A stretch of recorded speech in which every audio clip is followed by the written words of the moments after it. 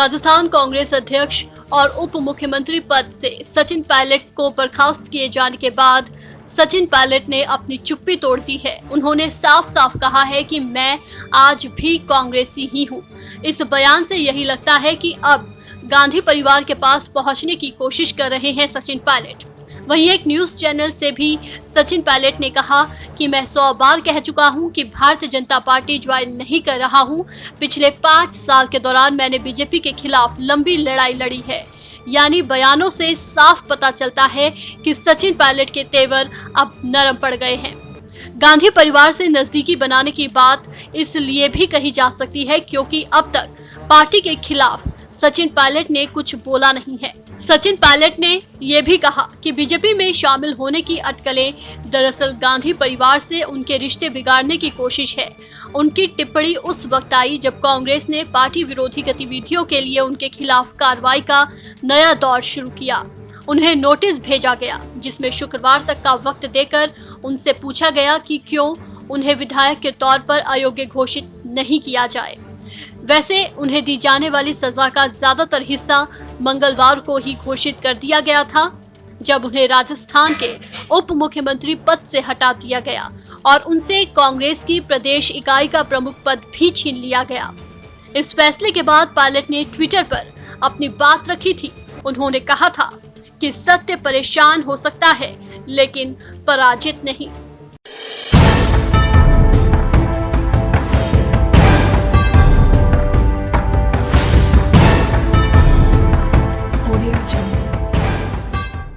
Twitter पर बड़े बड़े दिग्गजों का ट्विटर अकाउंट अचानक बंद हो गया और बिटकॉइन की मांग करने वाला ट्वीट करने लगा। जब पूरा मामला सामने आया तो पता लगा कि ये अब तक की सबसे बड़ी ट्विटर हैकिंग हुई है। अमेरिका के पूर्व राष्ट्रपति बराक ओबामा, अमेज़न के सीईओ जेफ बेजोस, अरबपति कारोबारी एलन मस्क, माइक्रोसॉफ्ट के सह संस्थापक बिल गेट्स जैसे आईटी दिग्गज, राजनेता, कारोबारी और प्रमुख कंपनियों पर पड़ी ये मार बहुत बड़ी हैकिंग है। इनका ट्विटर अकाउंट हैक कर लिया गया है। इसे स्पष्ट रूप से बिटकॉइन स्कैम माना जा रहा है और हर किसी के अकाउंट से एक ही ट्वीट किया गया, आप बिटकॉइन के जरिए पैसा भेजिए और हम आपको 2 गुना पैसा देंगे। इसके अलावा ट्वीट में यह भी लिखा गया है कि अब वक्त आ गया है कि हमने समाज में जो कमाया है उसे वापस लौटाएं। बिटकॉइन स्कैम हैकिंग की घटना सामने आने के बाद सैकड़ों लोगों ने हैकर के जाल में फंसने के बाद $1 लाख से अधिक की रकम भेज दी। प्रमुख हस्तियों की ट्विटर हैकिंग की शिकायत के बाद कंपनी ने सफाई दी। उसने कहा कि घटना की जांच की जा रही है और इसी सिलसिले में जल्द ही बयान जारी किया जाएगा। उसने कहा कि घटना की जांच होने तक पासवर्ड रीसेट और ट्वीट भी नहीं किए जा सकेंगे।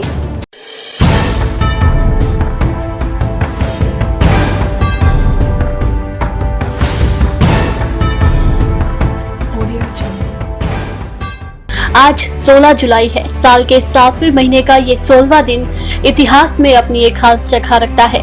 आज के दिन देश दुनिया में कई ऐसी घटनाएं हुई थी जिसे जानना आपके लिए बेहद जरूरी है। तो आइए नजर डालते हैं आज के इतिहास पर। एडोल्फ हिटलर एक जर्मन शासक थे। वो राष्ट्रीय समाजवादी जर्मन कामगार पार्टी के नेता थे। इस पार्टी को नाजी पार्टी के नाम से जाना जाता है। साल 1933 से साल 1945 तक वो जर्मनी के शासक रहे। हिटलर को द्वितीय विश्व युद्ध के लिए सर्वाधिक जिम्मेदार माना जाता है। द्वितीय विश्व युद्ध तब हुआ जब उनके आदेश पर नाजी सेना ने पोलैंड पर आक्रमण किया। फ्रांस और ब्रिटेन ने पोलैंड को सुरक्षा देने का वादा किया था और वादे के अनुसार उन दोनों ने नाजी जर्मनी के खिलाफ युद्ध की घोषणा कर दी थी। आज के दिन यानी 16 जुलाई साल 1940 में एडोल्फ हिटलर ने ब्रिटेन के एनोवेशन के लिए एक महत्वपूर्ण आदेश जारी किया था। जेरोम डेविड सैलिंगर एक अमेरिकी लेखक और निबंधकार थे। जेरोम डेविड ने अपने जीवन काल में बहुत से उपन्यास और किताबें लिखी थी। जेरोम डेविड सैलिंगर का फेमस उपन्यास द कैचर इन द राय किशोरों के अलगाव को व्यक्त करने के लिए जाना जाता है। यह उपन्यास जेडी सैलिंगर की एक विवादास्पद सफलता थी। आज तक ये उपन्यास स्कूल में पढ़ाए जाने वाले सबसे विवादास्पद उपन्यासों में से एक है। आज ही के दिन साल 1951 में जेडी सैलिंगर का फेमस उपन्यास द कैचर इन द राय प्रकाशित हुआ था। सद्दाम हुसैन का जन्म 28 अप्रैल 1937 को बगदाद के उत्तर में स्थित तिक्रित गांव में हुआ था। सद्दाम हुसैन एक मजदूर के बेटे थे। सद्दाम हुसैन अब्द अल-माजिद 2 दशक तक इराक के राष्ट्रपति रहे थे। 31 साल की उम्र में सद्दाम हुसैन ने जनरल अहमद अल बकर के साथ मिलकर इराक की सत्ता हासिल की थी। आज के दिन 16 जुलाई साल 1979 में सद्दाम हुसैन इराक के राष्ट्रपति बने थे। साल 1982 में इराक में हुए दुजैल जनसंहार मामले में सद्दाम हुसैन को फांसी की सजा सुनाई गई थी। डॉन अमेरिकी अंतरिक्ष अनुसंधान एजेंसी नासा का एक अंतरिक्ष यान है जिसे 27 सितंबर 2007 को पृथ्वी से रॉकेट से छोड़ा गया था। आज के दिन 16 जुलाई साल 2011 को डॉन यान वस्टा पहुंच गया और उसके इर्द गिर्द कक्षा में दाखिल होकर उसकी परिक्रमा करने लगा। ये यान 2012 तक यही रहा और फिर सीरीज की तरफ रवाना हुआ। डॉन अंतरिक्ष यान ने 2012 के अंत में सेरेस के लिए जाने से पहले 14 महीने का एक सर्वेक्षण मिशन पूरा किया था।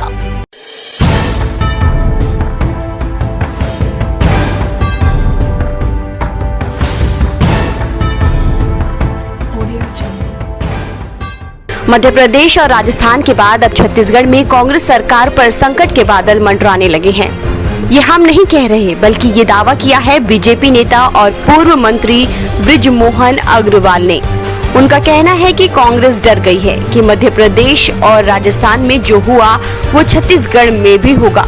आज तक की एक रिपोर्ट के मुताबिक बीजेपी नेता बृजमोहन अग्रवाल ने कहा कि रायपुर से लेकर दिल्ली तक कांग्रेस परेशान है। पार्टी में कोई नेतृत्व नहीं है और हाईकमान का किसी तरह का कोई नियंत्रण नहीं है, इसलिए वो गलत फैसले ले रहे हैं। उन्होंने कहा कि राजस्थान और मध्य प्रदेश जो असंतोष पनपा वो उसी का परिणाम है। बृजमोहन अग्रवाल ने कहा कि कांग्रेस अब डर गई है कि एमपी और राजस्थान में जो हुआ वो छत्तीसगढ़ में भी होगा।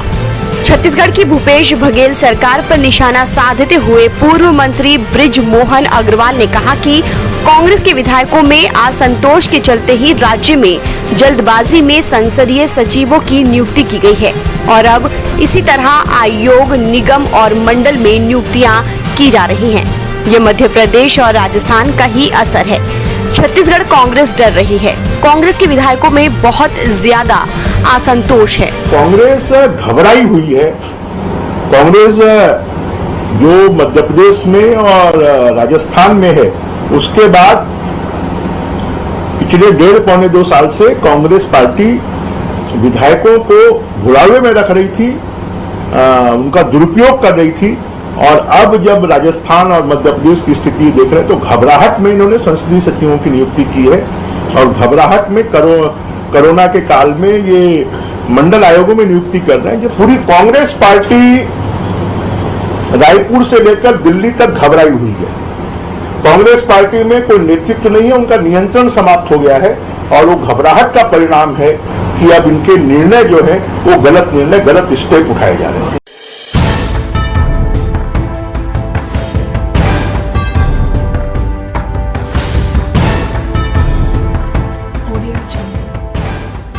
राजस्थान के किसानों ने जंगली झाड़ियों को हटाने के लिए एक अनोखा कदम उठाया है। जोधपुर के ग्रामीणों ने सामुदायिक प्रयास से जंगली झाड़ियों को खेत से हटाने का ये प्रयास किया है। पहले देखिए आप ये वीडियो। आपको बता दें, मॉनसून के दौरान जंगली झाड़ियों को हटाने के लिए लगभग 50 ट्रैक्टरों का उपयोग किया जाता है। रायमलवाड़ा के ग्रामीण ये काम जोधपुर की ओसियां तहसील में कर रहे हैं। आपको ये भी बता दें कि ये वीडियो सोशल मीडिया पर वायरल हो रहा है और लगातार लोग इसे आपस में शेयर कर रहे हैं।